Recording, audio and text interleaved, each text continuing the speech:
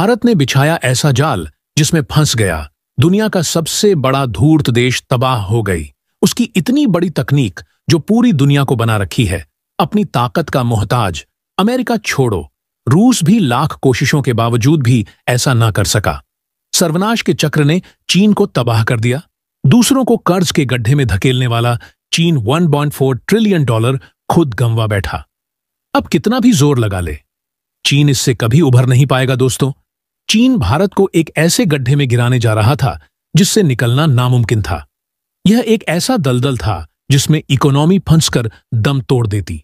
चीन पूरी प्लानिंग कर चुका था भारत को अपने इशारों पर नचाने का, लेकिन भारत ने अपनी ताकत का ऐसा बवंडर लाया कि चीन लड़खड़ाते हुए अपने ही खोदे हुए गड्ढे में जा गिरा।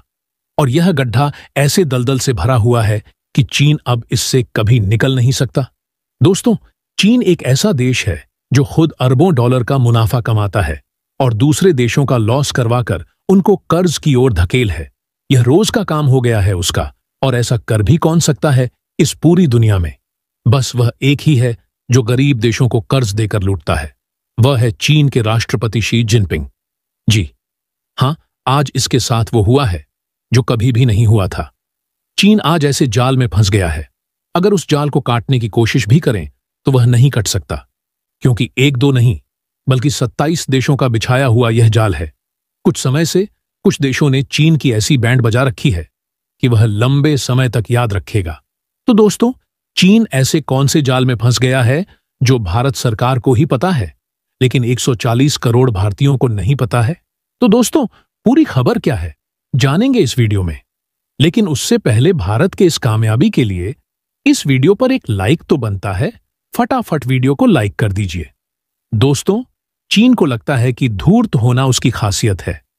उसकी इसी चालाकी में सारे देश फंस जाते हैं और उसके बाद वह धोखा देकर चालाकी से अपना काम निकाल ले जाता है और दूसरे देशों को नुकसान देकर खुद अरबों डॉलर का मुनाफा कमाता है। लेकिन इस बार समस्या यह हो गई कि चीन ने पंगा ले लिया। महाधना, हम बात कर रहे हैं यूरोप के देशों की, खासकर कि यूरोपियन यूनियन की, जिसमें 27 देश शामिल हैं। आप जानते ही हैं कि चीन जहां कुछ दशकों से धूर्तता करता आ रहा है, लेकिन यूरोपियन यूनियन के जो देश हैं वह तो कई सदियों से चालाकी, चालबाजी और धोखाधड़ी के मास्टर होते आए हैं। लेकिन चीन इस बार यह बात भूल गया कि जिस धूर्तता के स्कूल में वह एक छोटा सा स्टूडेंट है, उसके प्रिंसिपल हैं यूरोपियन यूनियन के देश। उनसे बड़ा महाधूर्त आज तक पैदा नहीं हुआ। उन्होंने यही चालाकी, चालबाजी और धोखाधड़ी करके आज तक अपना काम चलाया है। लेकिन चीन शायद इसे भूल गया और उसी का परिणाम है कि आज वह सबसे बड़े डिजास्टर से गुजर रहा है। नहीं समझे? मैं आपको बताता हूं। दरअसल इस समय दुनिया का जो इलेक्ट्रॉनिक कारों का मार्केट है वह तेजी से विकसित हो रहा है। आज की तारीख में इसकी टोटल वैल्यूएशन है कम से कम 75 बिलियन डॉलर। हर साल यह करीबन 10 पर की रफ्तार से बढ़ रहा है और कहा जा रहा है कि आने वाले 6.5 सालों में यह दुगुना हो जाएगा, यानी करीबन 1.4 ट्रिलियन डॉलर के पार चला जाएगा। यह बहुत ज्यादा बड़ी बात है, क्योंकि इस धरती पर आज की तारीख में मुश्किल से 180 देश हैं जिनकी टोटल अर्थव्यवस्था इसकी आधी भी नहीं है। जी हां, इसका मतलब यह कि आज 2024 में दुनिया में इतनी इलेक्ट्रॉनिक कारें बिक रही हैं जितनी करीबन दुनिया के 100 देशों की टोटल अर्थव्यवस्था भी नहीं है, और आने वाले 4 सालों में इतनी बिकेंगे कि 180 देशों की अर्थव्यवस्था को भी पार कर जाएगी। इसीलिए इलेक्ट्रॉनिक कारों के मार्केट पर अमेरिका से लेकर यूरोप और यूरोप से लेकर चीन सबकी निगाहें हैं। सब इसी मार्केट को कैप्चर करना चाहते हैं। इतना ही नहीं, इस रेस में भारतीय कंपनियां जैसे कि टाटा और अपनी इलेक्ट्रॉनिक कार बनाने वाली कंपनियों को बहुत ही बड़े लेवल पर सब्सिडी दे रहा है।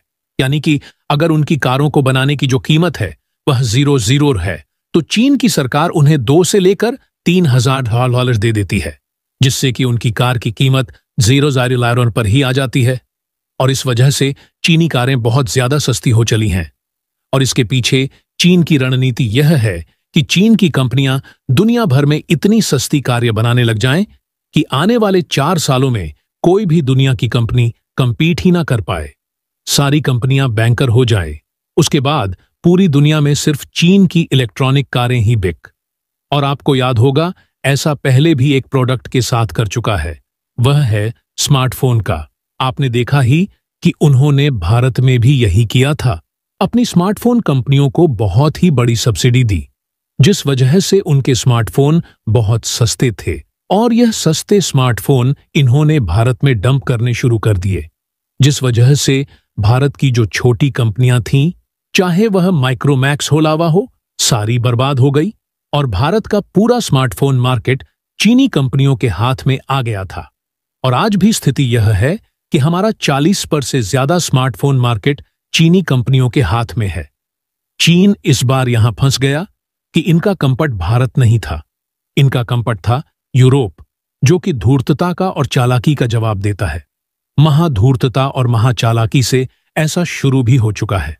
दरअसल आप अपनी स्क्रीन पर देखिए, यूरोप ने ऐलान किया है कि उसने चीन की इलेक्ट्रॉनिक कारों पर यूज टैरिफ लगा दिया है, यानी कि उन पर एक्स्ट्रा टैक्स थोपने शुरू कर दिए हैं, जिससे कि जो चीनी सरकार की सब्सिडी है वह नकलीफाई हो चुकी है।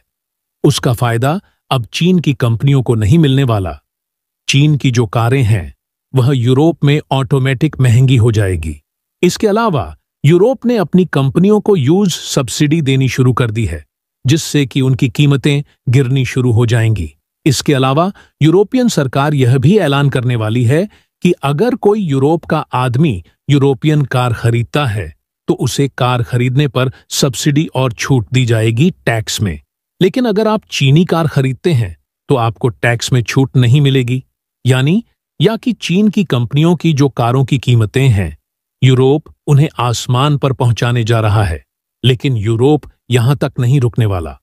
दरअसल उसकी प्लानिंग है खुद चीन का मार्केट कैप्चर करने।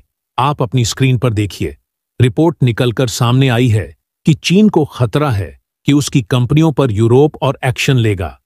इसीलिए वह यूरोप के सामने बातचीत करने के लिए बेबस हो गया है और उसने यह भी ऐलान किया है कि अगर यूरोप और एक्शन नहीं लेता है उसकी कंपनियों के खिलाफ, तो यूरोप की जो इलेक्ट्रिक कार बनाने वाली कंपनियां हैं उन्हें चीन के अंदर रिलैक्सेशन दिया जाएगा, उन्हें छूट दी जाएगी।